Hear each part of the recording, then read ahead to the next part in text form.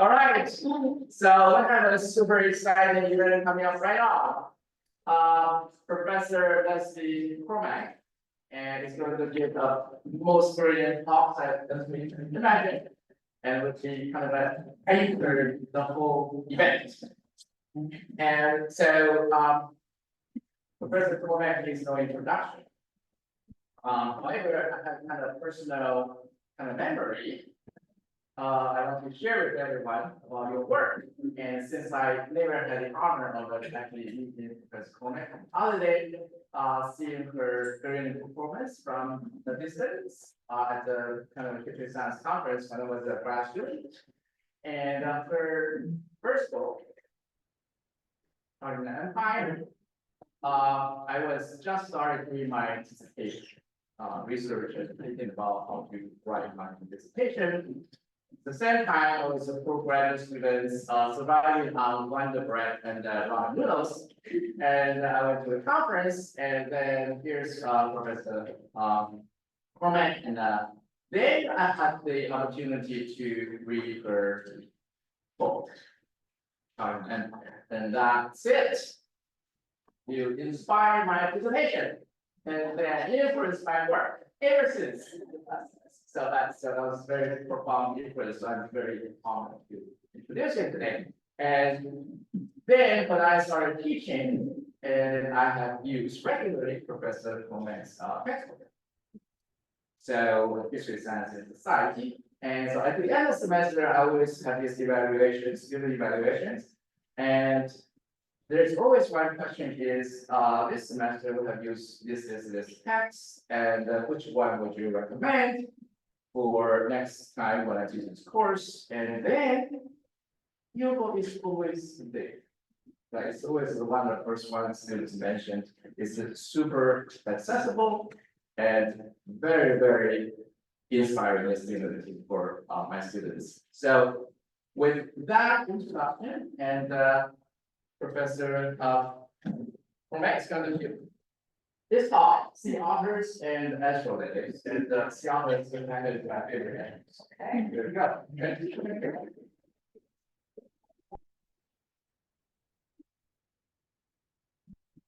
Since family for Donald Pat and Halifax, I decided that I would show you the sea otters.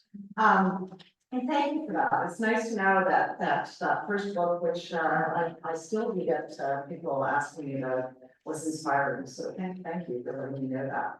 I'm not. I think he's oversold me. However, I don't think I'm going to wrap up the whole 3 days because I think this has been and continues to be an extremely generative and rich conversation that we're having.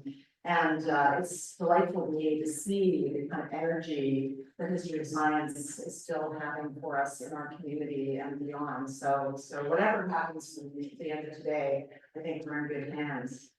I did want to give you a couple of case studies to think on as we think through how we want to see the flow of knowledge, the circulation of knowledge as we see in what we're talking about today. I also, as an early modernist, I feel like there's not many of us in the room, so I need to get us back into the 16th century. So for those of you who do live in that world, I hope that you'll appreciate that. I also realize that usually when I've gone to conferences, I'm often the first day because they put all the early stuff the first day. So it's unusual to have early stuff at the end. All right, let's see if I can actually run this thing. So, sea otters. Well, the early colonization of North America, and especially Canada, owed much to the beaver. On the west coast, it owed a lot to the sea otter. Sea otters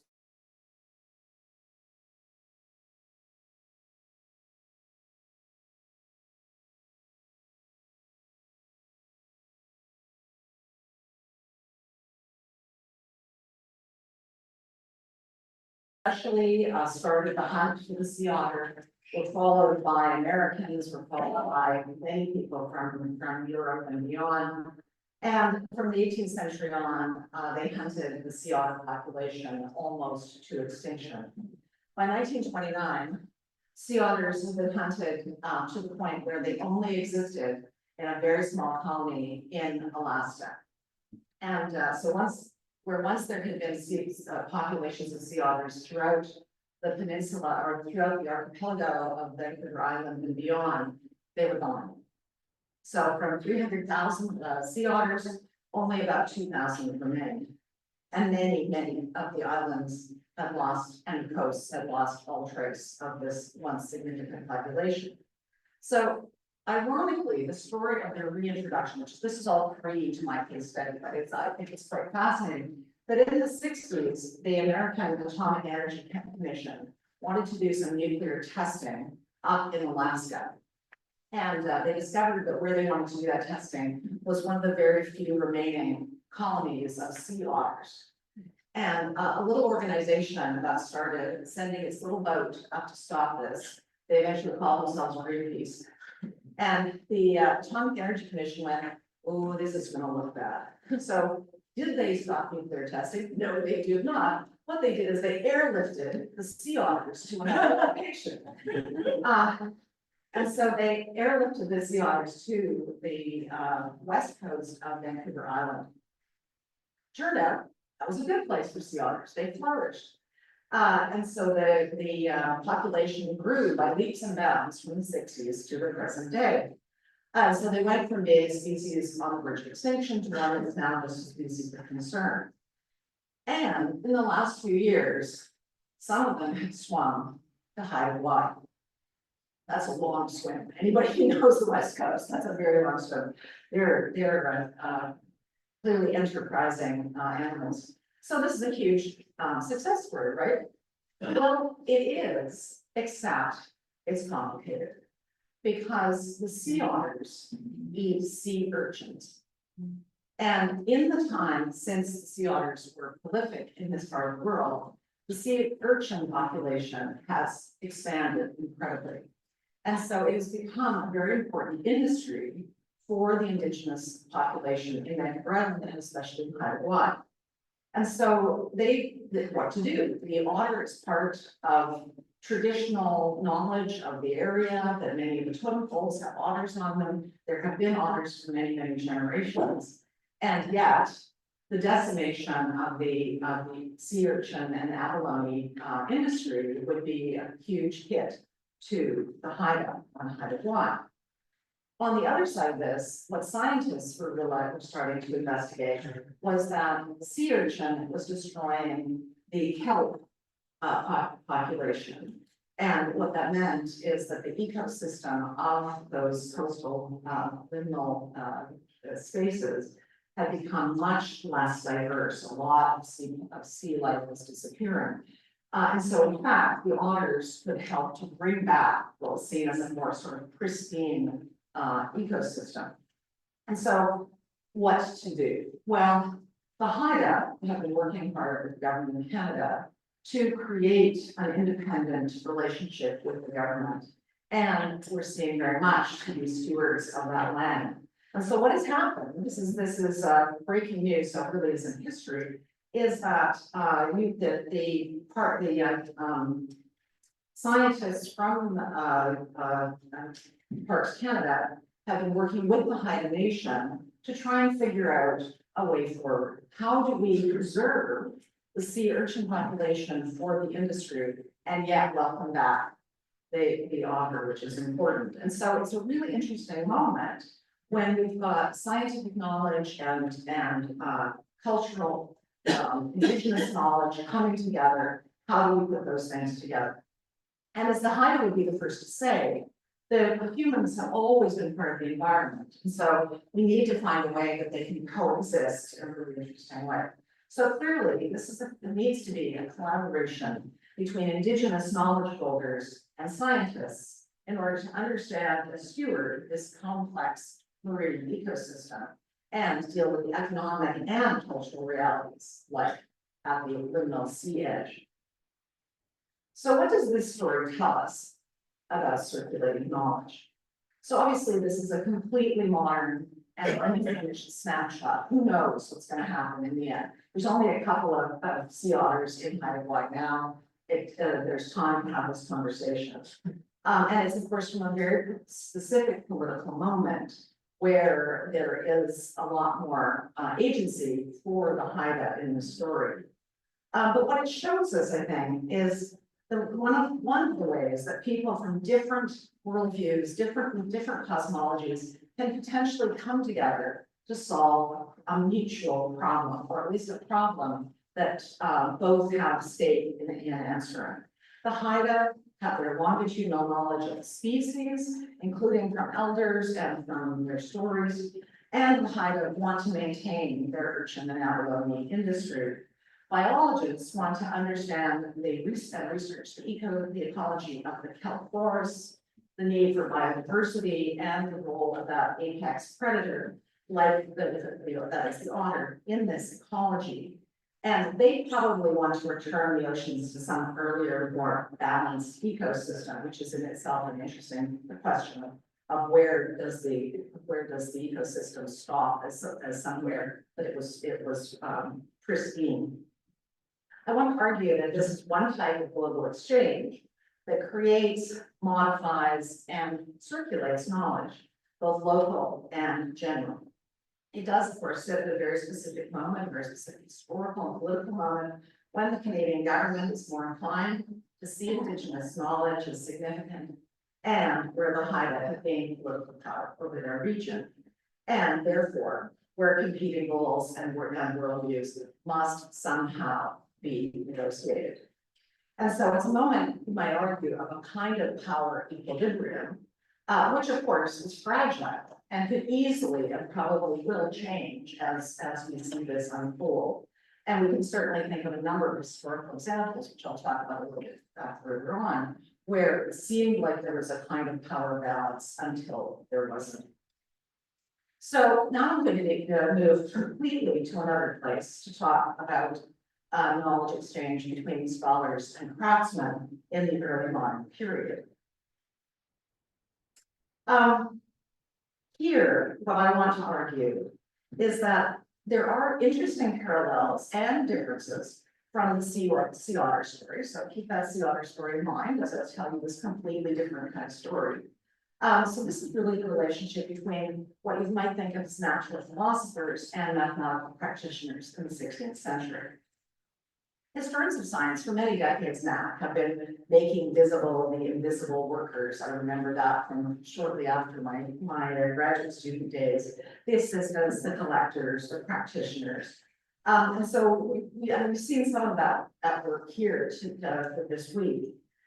Their relationship with natural philosophers, like that between the Haida and the Parks Canada scientists, is, I think, a locale for the exchange of scientific knowledge. Like the Haida and Park scientists, there are moments of equality in the story. There are moments where the knowledge to gain is more important than the social inequality to be navigated.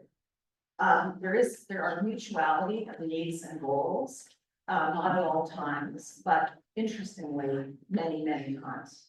However, I do think that once the knowledge does move, that it gets transferred from one cosmology to another. The dominant one still moves away from the craftsman, and so you end up in a divergence of expertise and a divergence in how we might see the development of scientific knowledge. So, instrument makers. Let's see if I can making sure which PowerPoint I'm on. So, an important knowledge exchange between mathematical practitioners and scholars was needed in the 16th century in order for Europeans to navigate the wider world now opening up to them. Mathematics and mathematical practitioners played an essential role in the transformation of science in the early modern period, demonstrating, I believe, the complex relationship of practice, utility, commerce, and trade on the changing ideology and methodology of science. The relationship between this,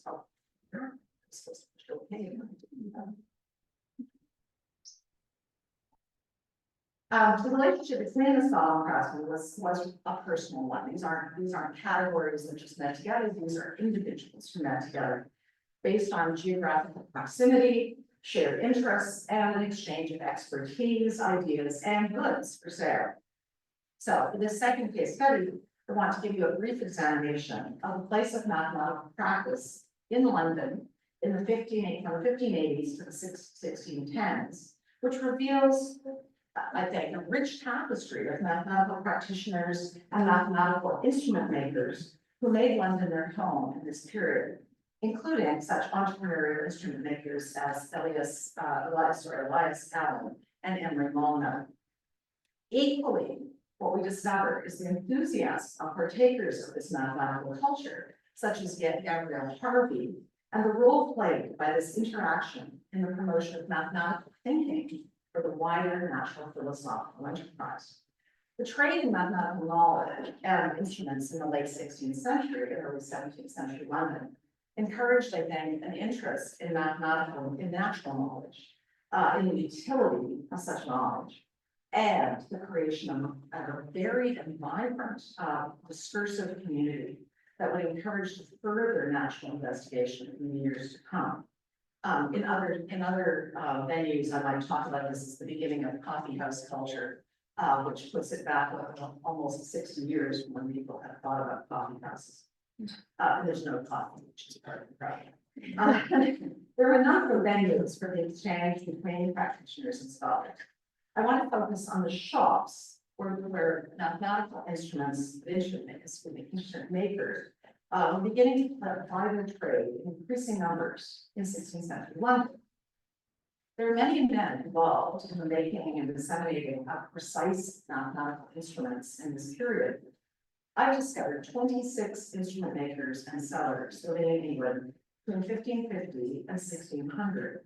And a further 12 mathematical practitioners, those who sold their expertise with these instruments. There were another 37 such individuals in London between 1600 and 1630, for a total of 85 identified with the trade in an 80-year period, which is clearly a considerable community of expertise. These men have actually been quite invisible due to the lack of historical artifacts they've left behind.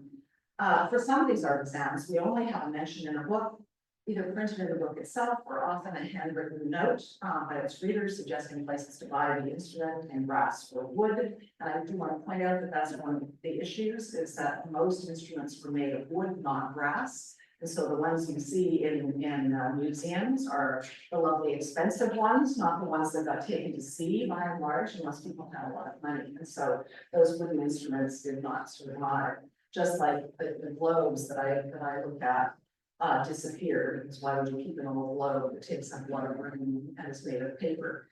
About others who do have more information, which has been pieced together by a lot of really interesting prosopography and demography work by people like Joyce Brown and Sylvia Ackerman. Much needs to be done, but this does give us, I think, the beginning of a picture of instrument makers and mathematical practitioners in London. So here's my little map. I always have to have a map of some sort. So mathematical instrument makers were located in strategic areas in London. There were three main centers for the workshops of mathematical instrument makers and mathematical practitioners in the city of London. So hopefully we can see this to a certain extent. We have those just west of London. So there's the London Bridge, and then just west, there's a few numbers there. More of them in the city proper, around the Royal Exchange, so just up here, and east of the city of the Docks, which is past the Tower of London at the far left of this map. Interestingly, there's no instrument makers in St. Paul's churchyard, which was the location of many of the booksellers. And so we should see that instrument makers and booksellers are, although they're clearly an interrelated group, they are not at all the same. They don't share the same clientele, which go to these different places. And indeed, I think these three locations suggest that there were different types of clientele interested in mathematical instruments.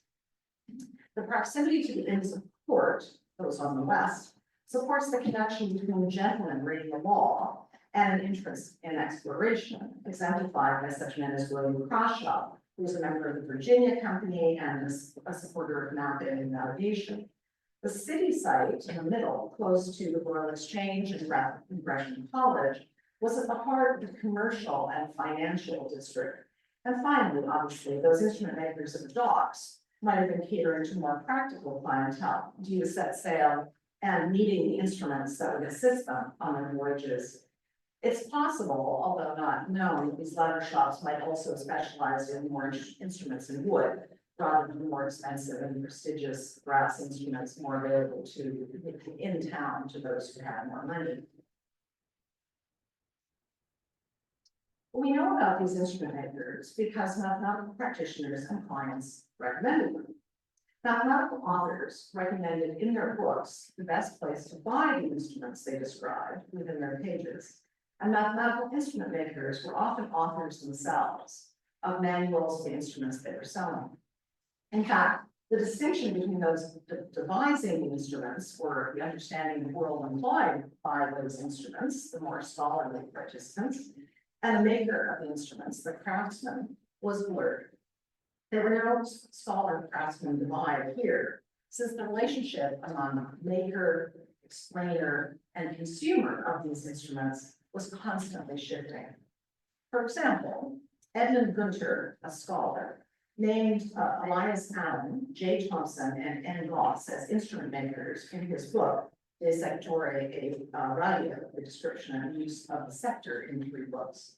Charles Whitwell is recommended by both Thomas Hood, a scholar and mathematical practitioner, and William Barlow, a mathematical practitioner. A virtuoso like Gabriel Harvey could note on the title page of his copy of John Blagrave, The Mathematical Jewel, and Blagrave himself, a self-subscribed gentleman and well-willer to the mathematics. Harvey says on the title page, Mr. Kibben selleth this instrument in brass. And then a big statement, I'll read it, not because you care about any of these names, but just to give you a sense of just how big and complicated this community is. His familiar staff newly published this 1590. This instrument itself, made and sold by Mr. Kibben of London, near Bowles, a fine workman and my kind friend, first recommended unto me by Master Diggs and Master Blagrave himself. Meaner artificers, much praised, we pardon Ericus and other, and then he and old Humphrey Pole, my mathematical mechanicus. As Master Lucar newly commends John Reynolds, John Gregg, Christopher Penn, Londoners for making geometrical tables with their feet, frames, rulers, compasses, and squires, and Master Blagrave, also in his familiar staff, recommends John Reed for a very artificial workman. In that note, we can see a whole community of interested men sharing tips and knowledge. Diggs, Blagrave, and Lucar were mathematical practitioners and renowned authors. The others named, including old Humphrey Pole, the patriarch of instrument makers, were London-based artisans. Harvey, a gentleman and virtuoso, could refer to some of these instrument makers as my kind friend, indicating close connections that crossed any class boundary. The picture that emerges from this note is a close and interconnected community of practical mathematics. Interested gentry, mathematical practitioners, investors, and navigators interacted through their instruments. Arguably, they gathered in many of the shops of these instrument makers, where they debated the merits of different instruments, looking at the latest universal instrument that would measure all things and describe the astronomical movements of the heavens, and engaged in gossip about new explorations in star charts. In the process, these men began to develop an identity with a defined interest group, an identity that led to a boost in the self-image of instrument makers and their acceptance by interested gentry. So a good illustration of such a place as this is the shop of Elias Allen. Elias Allen had his location was out of the city. It was near the Queen's Court in the Strand. This indicates his connections with the court, and Parliament at Westminster, and the importance of that growing residential and cultural West End. Alan had first been apprenticed to Charles Whitwell of the Grocers Company. This is another interesting problem, is that instrument makers don't have their own guild, and so they were in a number of guilds. You might think they'd be in the goldsmiths, but they were often in the grocers. And went on to become a freeman of that company, indicating his status within the London elite.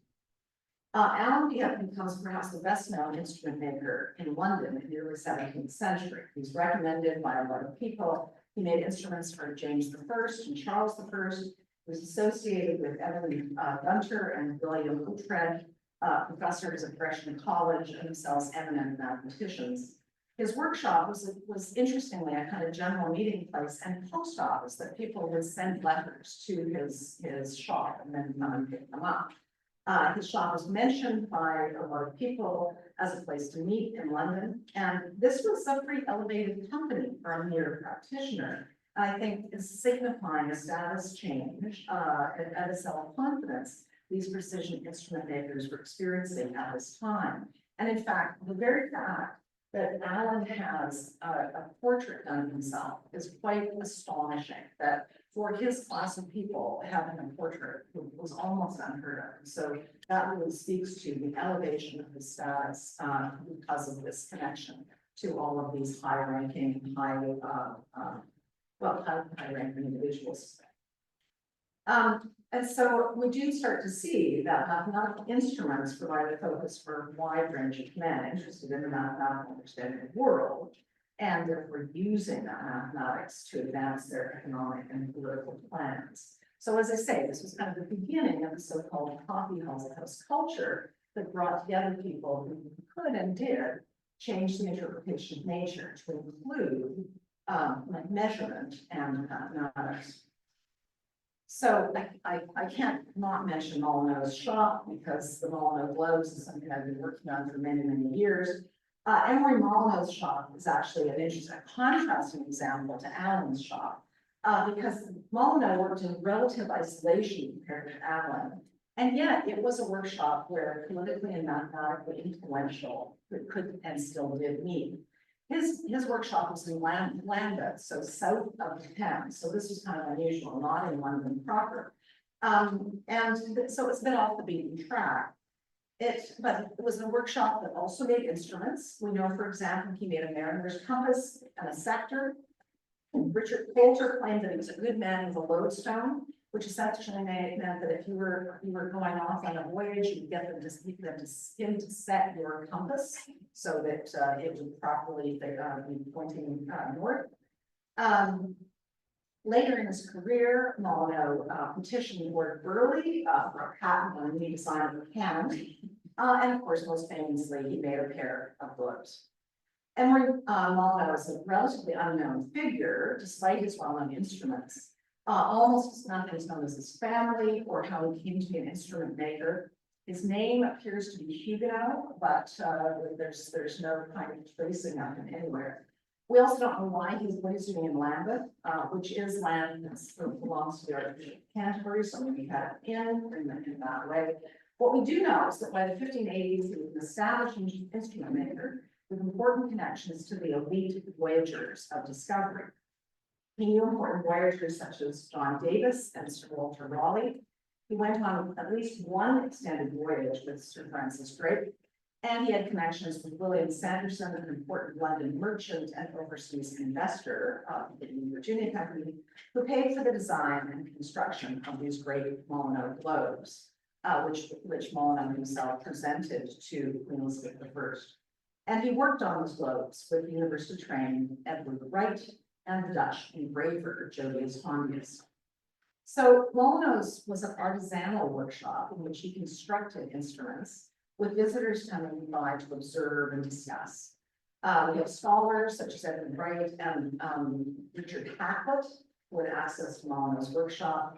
The former is a collaborator on the world map that was pasted on the face of the round globe, and the latter is an interested observer and reporter.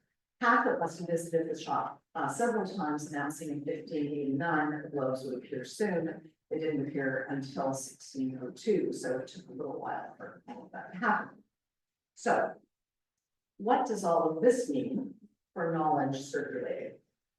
And then also get the water out of your head.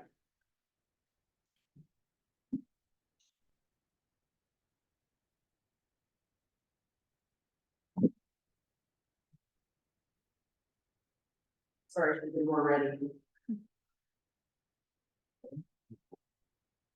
So clearly, this is a robust and complex web of knowledge exchange. In this case, across men of different socioeconomic status. So this is still different groups with different power, different goals in mind, who are in this instance communicating because of shared interests and shared knowledge. In a period of changing socioeconomic status, men could achieve substantial acclaim through practical knowledge. The invisible craftsmen made visible in this example were integral to the path that natural philosophy was taking in this period.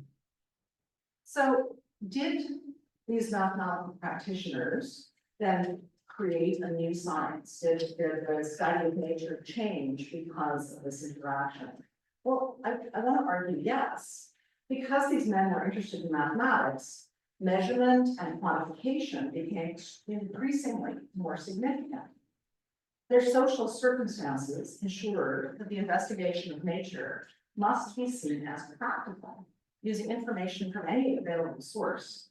And science, I think, developed at least a rhetoric of utility and progress at this point, as well as an inductive methodology in response. Ultimately, connected to national pride and mercantile profit, the science that developed in this period reflected those concerns. So this is really the beginning of a kind of change to utility and to nationalism that we really see moving forward in the science of the time. Maybe less than natural philosophy, but that's an interesting question as well. In essence, in large part because of the work of mathematical practitioners like Wright and Harriet, the investigation of nature began to take place away from the older university venue, although there did remain important university connections, and new methodologies, new epistemologies, and ideologies developed of utility and progress. Maybe I had a long conversation with Jim Seaford yesterday, so I'm going to say this and then cringe about it.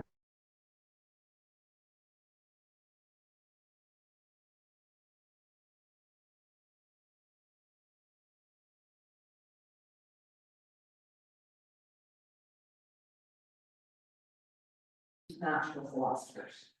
They were not asked to join the groups that eventually would become the Royal Society. And by the end of the 17th century, mathematical practitioners had been reduced to technicians whose presence became more and more invisible. Meanwhile, natural philosophers like Robert Boyle or Isaac Newton removed themselves from the company of mathematical practitioners, even as they used the fruits of their labor. So I see this as an example of knowledge exchange that is incredibly fruitful and creative. It changes the way people think about nature, changes what they know, changes the way they can investigate nature. It's a circulation of knowledge within a community that's multifaceted and could support different agendas, which is not unlike my sea otter story that I started with. And so you can have people working together even as their final goals are quite different.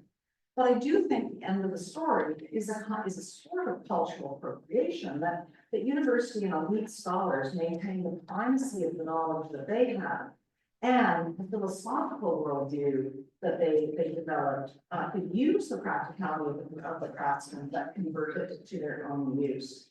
Now, on the other hand, you could, I'm trying to use an Olympic metaphor here just because of the day we're in. Maybe this isn't like a relay race, yay Canada 4 times 100, where the baton just gets passed and then the craftsmen stop running and on we go. And maybe it's more like a country dance where you come together and then move apart and form your own independent, complex, world around it. A second part didn't work quite so well, but I do think it's important to realize that we've got communities that touch and then stop touching, but that doesn't mean they don't continue to have a rich and important life as they go on. And maybe if we put technology and science together, as Jim suggested we do, that's actually the answer to this story, so that we don't just depend on what happens if the Royal Society stays at the Royal Society. Well, I do have a third case, which is the question of colonial exploitation. Because I would say, as we've started to think about how knowledge moves as historians of science, we've started to really understand the exploitative and difficult relationships of Europeans, especially going to other places and taking knowledge and then using it not just for their own scientific goods, but also for their economic and political power making as well. So we all tell those stories. We've all told those stories in more or less sophisticated or simplistic ways. And they, of course, all of them are just as complex as these stories. So we certainly have seen a number of historians who have looked at that interaction, especially I would say when European locals needed information about flora and fauna, especially. So that's usually part of the story is Europeans coming to, say, the New World, say to Asia, and trying to find out what they need to know about flora and fauna, and then making money on it back at home. I actually see three quite different phases of. I actually think that's a very simplistic way of thinking about it, and we've moved on, which is a good thing. I think there are three phases of this sort of exchange, which are always more complex than just exploitation. So the first one, I think, often begins with a more equitable exchange, somewhat like my first example, that if we look at early European explorers who went, say, to North America, to the Americas, they often needed to depend absolutely on Indigenous people and Indigenous knowledge for their very survival. And so if we look at the power differential there, what we see is, in fact, the Indigenous people have much more power and much more knowledge. And so we certainly do have a number of cases of European explorers and colonists who would never survive the first year without a lot of support and help from the Indigenous community.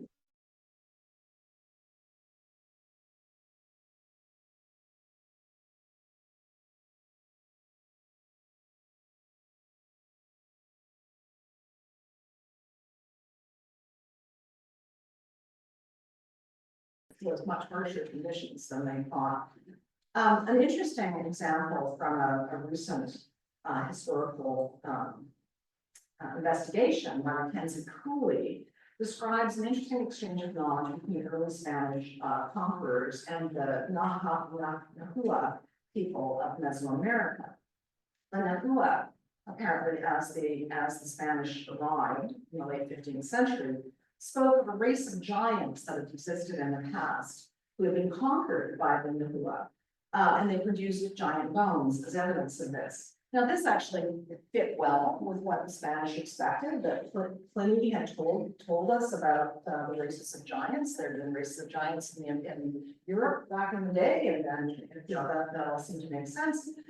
The royal doctor, Francesco Hernandez, thought this made sense, and on the basis of this, suggested that the Nahua would be good allies for the Spanish to defeat the Aztecs, because what the Spanish were trying to do is find allies of other indigenous groups so that they could all attack the Aztecs together, and most of the other groups hated the Aztecs, so it worked out. Interestingly, these bones were also used medicinally for diseases that hit the Spanish when they arrived, dysentery, for example. And so it actually seemed like it made a lot of sense, and then there was a lot of writing about this. Eventually, however, the giants started to be doubted, and the fossils became detached from the local cosmologies. They were seen not as humanoid, but as large elephants, and therefore fit into a different cosmology, especially with universal taxonomies to go with it. So that's an interesting story of the beginning of really exchanging information and then eventually moving it into an alternative way of thinking about the world. The second way that these things can happen is a middle step, which required knowledge to full erasure of that knowledge's origin in order, let me say that again. The middle step is looking for economic possibilities of exploitation of native plants and animals. So using knowledge by the indigenous population, but always seeing it through the eye of, can we sell this? Can we exploit this? What can we do with this? And indeed, Hernandez is reporting back both on the potential medical benefits of the bones and everything else that he was finding. I think that Jeff Bill's story fits in here and reminds us that the indigenous interlocutors had agency in this as well. But we sometimes have told these stories as simply exploitation, when in fact there are complicated conversation that is happening as they move through. But then the third part of this is a movement of knowledge to European structures.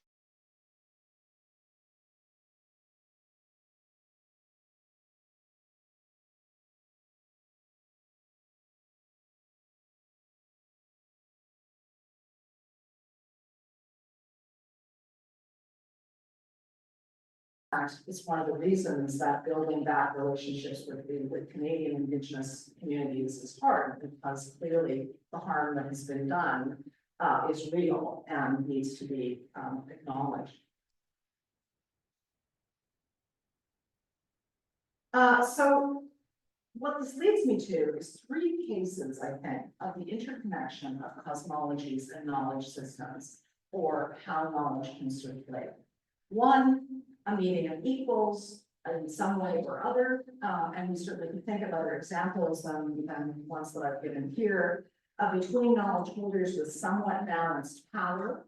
I think that Elise Burton's work on the Research Institutes in Iran tells you an interesting question, a story about that kind of balance, or at least attempted balance of power in that sort of area.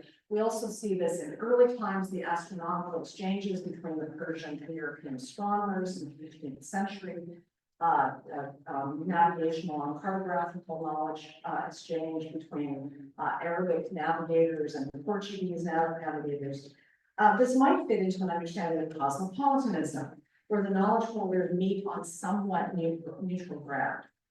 This is, after all, the idea of international conferences, seen, if you will, in the foundation of ICSU after the Second World War, which was seen as a way of bringing knowledge to everyone in the world in a place that was curated to have some kind of balance. I do have to tell you, however, that the most interesting thing about the many years that I've been going to the Division of History of Science and Technology of the International Union is that it started off very much in a Cold War way of the Soviets looking at the Americans and everybody else kind of watching that game play out. So always more complicated than what might be a lovely idea of the UN. The second meeting is a meeting across socioeconomic difference, but at a time of socioeconomic flux, where the hierarchy has yet to be determined, or in the midst of changing hierarchy. This could also apply, I think, to the geopolitical places of exchange, where power dynamics are changing. Also in here, potentially with technological exchange, like the story of the Sochi distillation technology, which could move through a number of countries because the technology was important to everyone. And then the third is the clear power hierarchy, allowing the appropriation of knowledge to the point where the exchange itself becomes a race. And so that leads me to the final question of today, and I think of, but as I was talking about yesterday, which is, can we actually think about a global history of science? Can we use these kinds of ways of thinking about knowledge exchange to create something that tells us something about science as a whole. I don't think that there is a good way to just plug everything we know into some text and call it a global history of science. But so what can we do? Is a global history of science, as opposed to a history of global science, about the exchanges and transfers, about how knowledge is moved, about how they move knowledge to a more universally understood idea? Should it focus on these different kinds of exchange, of meeting places where cosmologies are legible to both sides? I think that's an interesting kind of question of how you can see each other's cosmology. And what happens if there is actually interdisciplinarity, as Letitia and I were talking about, and what happens to that knowledge as it slides one way or another? It's different and more complex, obviously, than just appropriation. That's my story. The sea otter tells us.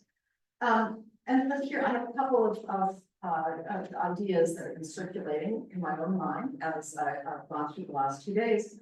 One is the idea of writing a history of science from a completely different center of knowledge and power, rather than always coming back to London or Paris or Europe in some way.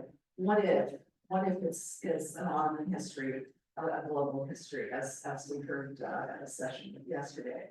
Or this, I love this idea, I can't imagine how to do it, but what about a sort of Rashomon history of science, where we retell the same story from different points of view? Like, I think that would be like super interesting to do. I don't know if it's global history of science, but I think it's a very interesting idea. That's the other great thing with sea otters, they have hands, so there we go.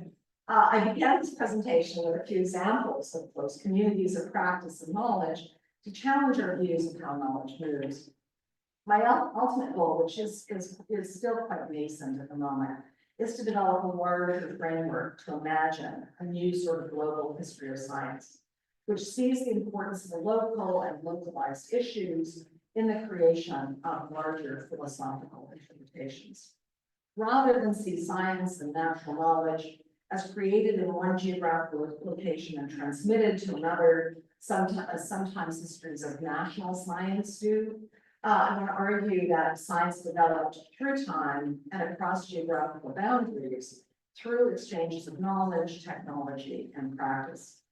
From the trading of astronomical knowledge along the Silk Road to the rich cosmopolitan encounters in cities such as Aleppo, from the instrument shops of 16th century London to the landing beaches of New World explorers, an understanding of the natural world intersected to create new syncretic knowledge all over the world. I think there's always tension in science between the situated messiness of its actual creation and the platonic clarity of its final articulation, at least if YouTube videos are anything to go by. Power of science is potentially in its universalism. I wrote down no social constructivists in foxholes, and I will quickly tell you that story, which is that I was talking to Mario Biaggioli some time ago, and he was having what he thought was a heart attack. He went to the hospital, and he got an emergency room doctor who knew that he had studied with firearm, and so was trying to debate with him whether there was actual real disease or whatever. He's like, I am having a heart attack. I am not a social constructivist. There's a heart attack.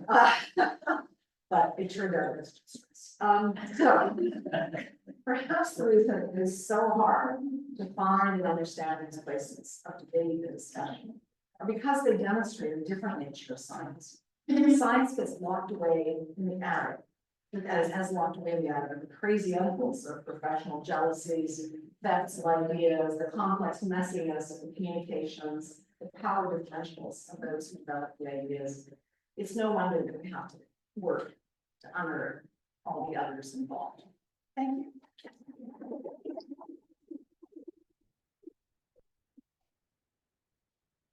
Thank you so much for a brilliant talk. And it's actually a perfect time. We have No, need to go. Okay, is that right? Okay, so yes, so thank you, so let's give a big hand again.